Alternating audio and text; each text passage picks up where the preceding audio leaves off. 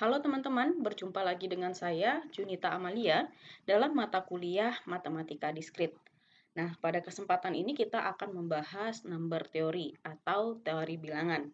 Yang mana teori bilangan ini akan mempelajari tentang bilangan bulat beserta sifat-sifatnya. Kemudian, teori bilangan ini sebenarnya banyak aplikasi dalam bidang komputer dan kriptografi. Pada kesempatan ini kita akan membahas tentang divisibility dan modular arithmetic. Diharapkan setelah menyimak video ini, teman-teman dapat memahami division, kemudian division algorithm, serta modular arithmetic. Oke, kita masuk dulu yang pertama yaitu division atau keterbagian. Jadi di sini, jika A dan B itu adalah bilangan bulat, dengan A tidak sama dengan 0, maka A membagi B itu maka A membagi B jika ada sebuah bilangan bulat C, maka menjadi B sama dengan A kali C, ya. Jadi di sini A membagi B, ya. Jika ada A membagi B itu sama dengan C, sehingga B itu sama dengan A kali C. Maka terjadilah ini. Nah, di sini ketika A membagi B, ya, itu disebut sebagai A itu adalah faktor atau pembagi dari B. Sementara B disebut sebagai pengali dari A. Ya. A membagi B artinya adalah si A ini yang membagi bilangan B. Nah, A membagi B itu dinotasikan seperti ini. Jadi, A membagi B dinotasikan seperti ini. Nah, di sini ada ketentuan. Jika A dapat membagi B, maka B bagi A itu adalah bilangan bulat. Ya, jadi B per A itu pasti adalah bilangan bulat. Nah, jika A tidak bisa membagi B, dituliskan seperti ini. Jadi A tidak dapat membagi B. Nah, di sini ada sebuah contoh, tentukan apakah 3 itu dapat membagi 7. Nah, 3 tidak dapat membagi 7 ya teman-teman, karena dia akan membentuk desimal. Sementara apakah 3 dapat membagi 12? Jawabannya dapat, karena 12 itu bisa dibagi 3, yaitu 4, yang mana 4 adalah bilangan bulat.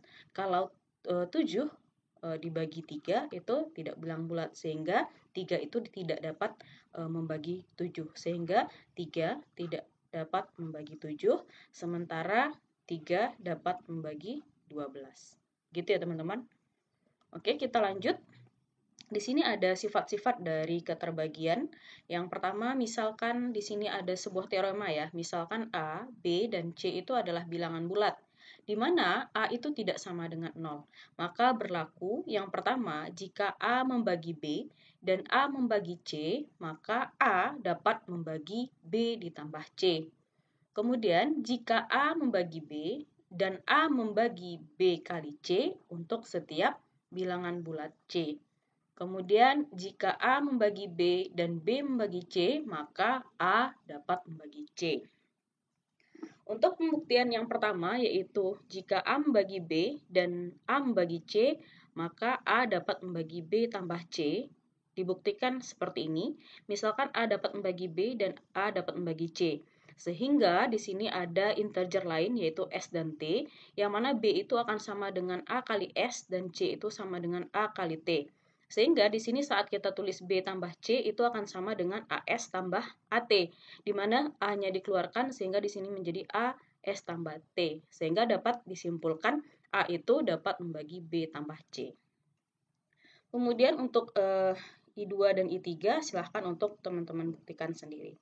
Kemudian di sini ada corollary, jika A, B, dan C itu adalah sebuah integer, di mana A tidak sama dengan 0, maka A dapat membagi B dan A dapat membagi C, sehingga A dapat membagi M kali B tambah N kali C, yang mana M dan N itu harus bilangan bulat. Ya, jadi ini pengembangan dari teorema 1I ya teman-teman. Oke, sekarang kita lanjut ke division algorithm. Jadi di sini ada algoritma dari division. Jika sebuah bilangan bulat dapat dibagi dengan bilangan bulat positif, maka pasti akan ada hasil bagi dan sisa bagi. Nah, secara tradisional ini disebut sebagai division algorithm, ya. Jadi yang disebut sebagai divisi algoritma pembagian itu, kalau sebuah bilangan bulat ya dibagi dengan bilangan bulat positif, maka pasti hasilnya adalah pasti ada hasil atau sisa bagi dan ada hasil bagi dan sisa bagi. Nah, di sini jika A adalah sebuah bilangan bulat dan D adalah bilangan bulat positif, maka pasti ada unique integer yaitu Q dan R, di mana nilai dari R itu besar sama 0 dan kecil dari D. Sehingga A sama dengan D kali Q tambah R. Ya. Di mana D itu adalah divisor atau pembagi, kemudian A itu adalah dividen, kemudian Q itu adalah quotient atau hasil bagi, dan R itu adalah remainder atau sisa bagi. Jadi di sini dapat dituliskan div yaitu division, kemudian mod yaitu modulo. Di mana Q itu akan sama dengan A division D dan R itu sama dengan A mod D. Nah, sekarang kita coba lihat pada contoh pertama. Di sini ya, apa hasil bagi dan sisa bagi dari 101 dibagi dengan 11. Maka kita dapat menuliskannya seperti ini. 101 dibagi dengan 11 itu adalah 9 ya. Sehingga kita dapatkan menuliskan seperti ini, 9 sama dengan 101 div 11 ya. Dan ini berarti adalah Q A div D. Jadi Q-nya itu adalah 9, A-nya itu adalah 101 dan D-nya itu adalah 11. Kemudian untuk hasil sisanya yaitu 2 ya, karena 101 dibagi 11 itu 99 yang bulatnya, kemudian sisanya 2. Maka di sini sisanya 2 sama dengan 101 mod dari 11. Nah, kemudian di sini apa hasil bagi dan sisa bagi dari min 11 dibagi dengan 3 ya. Maka jika min 11 itu dibagi 3, maka hasilnya adalah min 4 sama dengan min 11 div 3 ya. Untuk sisa baginya bagaimana? Berarti sisa baginya adalah 1 karena min 11 itu dibagi 3, hasil bilang bulatnya min 4 adalah 12 harusnya ya, min 12, maka di sini ada sisanya 1. Jadi di sini 1 sama dengan 11 mod 3. Kemudian di sini ada relation yang kongruen atau relasi yang kongruen. Menurut definisi, jika A dan B itu adalah bilangan bulat dan M itu adalah bilangan bulat positif, maka A itu kongruen dengan B modulo M jika M itu dibagi dengan A kurang B. Nah, di sini ada notasi A kongruen dengan B modulo M ya. Jadi ini garis 3 seperti ini kita baca sebagai kongruen. A kongruen B modulo M. Kemudian di sini kita mengatakan A sama dengan B modulo M itu kongruen dan M itu adalah modulus. Ya. Di sini ada 2 integer yang kongruen. Modulo dari M ya, jika dan hanya jika dia mempunyai remainder ketika dibagi itu dibagi dengan M. Jadi hasil sisa baginya itu ada ketika dia dibagi dengan M. Jika A tidak kongruen dengan B modulo M, maka kita dapat menuliskan seperti ini, A, kemudian garis 3 tadi dikasih tanda coret B modulo M. Ini disebut sebagai A tidak kongruen dengan B modulo M. Nah, contohnya seperti ini. Misalkan tentukan 17 apakah 17 itu kongruen dengan 5 modulo 6 dan tentukan apakah 24 itu kongruen dengan 14 modulo 6. Nah, coba kita lihat di sini. Kita tadi ingin buktikan bahwa 17 itu kongruen dengan 5 modulo 6. Jawabannya adalah kongruen. Kenapa? Karena 17 dikurang 5 itu adalah 12. 12 itu bisa dibagi dengan 6 ya. Jadi habis atau bilangan bulat hasilnya. Maka ini disebut sebagai kongruen. Sementara 24 tidak kongruen dengan 14 modulo 6. Kenapa? Karena saat 24 dikurang 14 itu adalah 10. 10 itu tidak bisa dibagi dengan 6 ya. Maksud tidak bisa di sana hasilnya bukan bilangan bulat ya. Sehingga 24 itu tidak kongruen dengan 14 modulo mod 6. Kemudian ini ada teorema yang masih berkaitan dengan kongruen. Misalkan M itu adalah positif integer, kemudian A dan B itu adalah bilangan bulat yang kongruen dengan modulo M, jika dan hanya jika di sana ada integer K. Misalnya di sini A sama dengan B tambah KM, maka ini akan berlaku. Nah, untuk pembuktiannya, silahkan teman-teman lihat ini. Jika A kongruen dengan B modulo M, maka menurut definisi itu akan sama dengan M dapat membagi A kurang B ya, seperti yang ada di teorema sebelumnya. Sehingga saat A kurang B itu sama dengan KM, itu akan ekuivalen dengan A sama dengan B ditambah KM ya. Jadi di sini tinggal pindah ruas. Jadi sebelumnya di sini ya, A kurang B sama dengan KM, otomatis A itu sendiri adalah KM tambah B atau B tambah KM. Begitu juga berlaku untuk yang ini.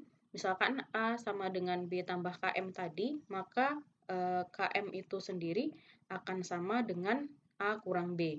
Sehingga M membagi A kurang B dan A itu kongruen dengan B modulo M. Kemudian ini relasi antara modulo M ya. Jadi antara yang tanda kurung modulo M seperti ini dan mod M seperti ini, dia akan berbeda. Nah, kalau yang mod seperti ini, yang ada tanda kurung, kita tuliskan seperti ini, A kongruen dengan B modulo M. Sementara kalau yang tidak pakai tanda kurung, A mod M sama dengan B. Itu berbeda ya teman-teman.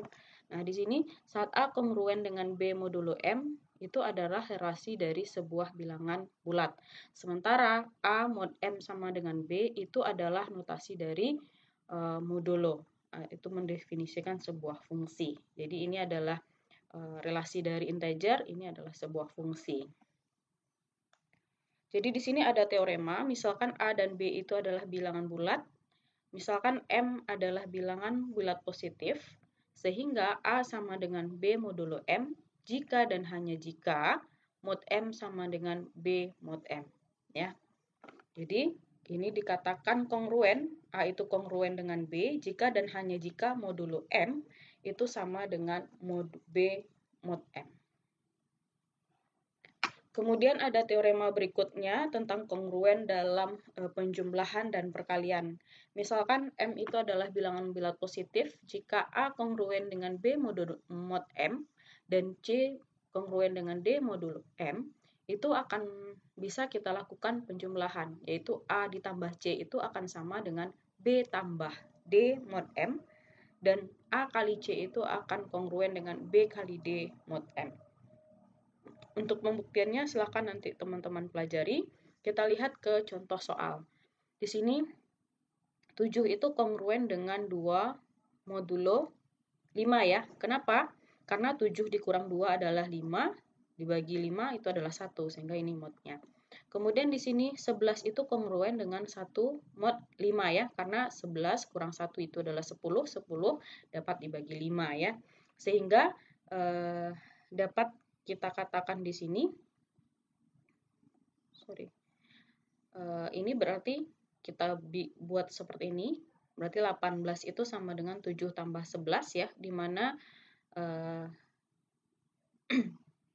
ini dijadikan modulo 2 tambah 3 menjadi 3 mod 5 dengan menggunakan teorema yang ini.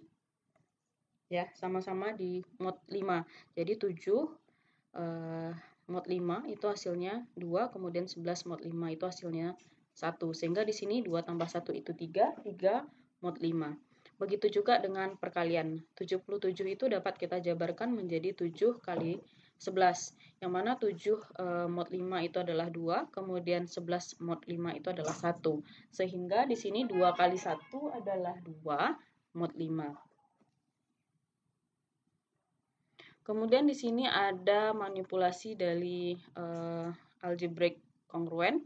Ya, di sini ada beberapa aplikasinya. Yang pertama multiplying.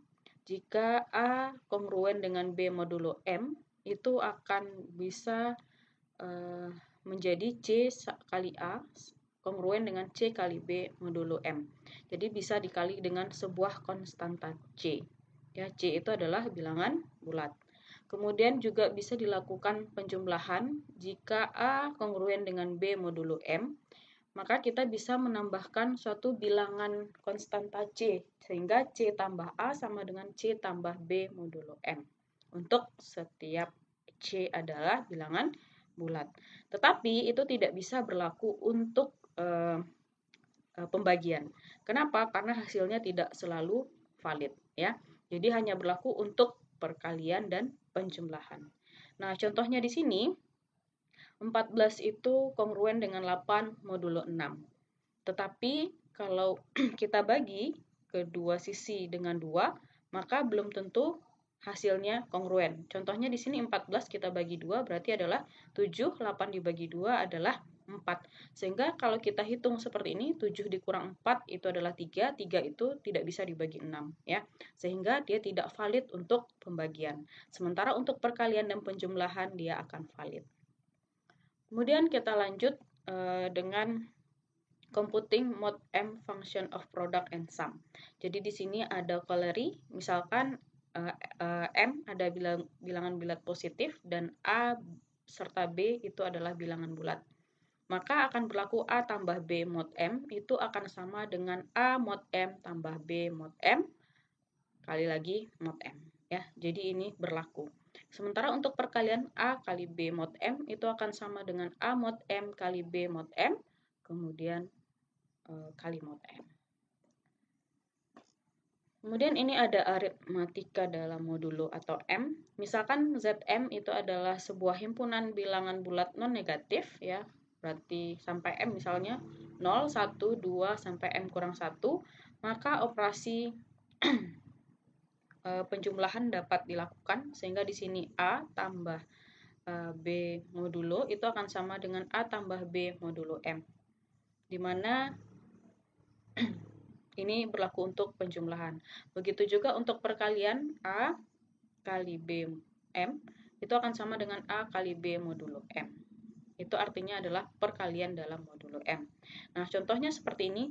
Tentukanlah 7 tambah 9 modulo 11 gitu ya. Kemudian ini 7 kali 9 modulo 11.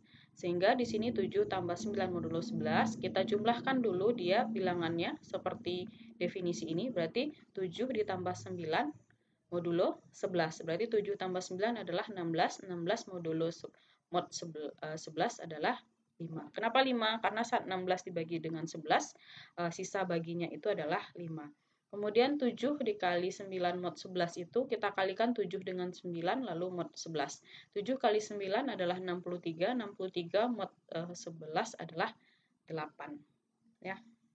Kenapa? Karena saat 63 dibagi 11, yang paling dekat hasilnya adalah 5 ya, 5 kali 11. Maka sisa baginya adalah 63 dikurang dengan 55. Maka sisa baginya adalah 8. Kemudian ini masih aritmetik dari modulo yang berlaku untuk penjumlahan dan perkalian tadi ada sifat-sifatnya. Yang pertama dia closure, yang kedua dia asosiatif, kemudian komutatif dan memiliki elemen identitas.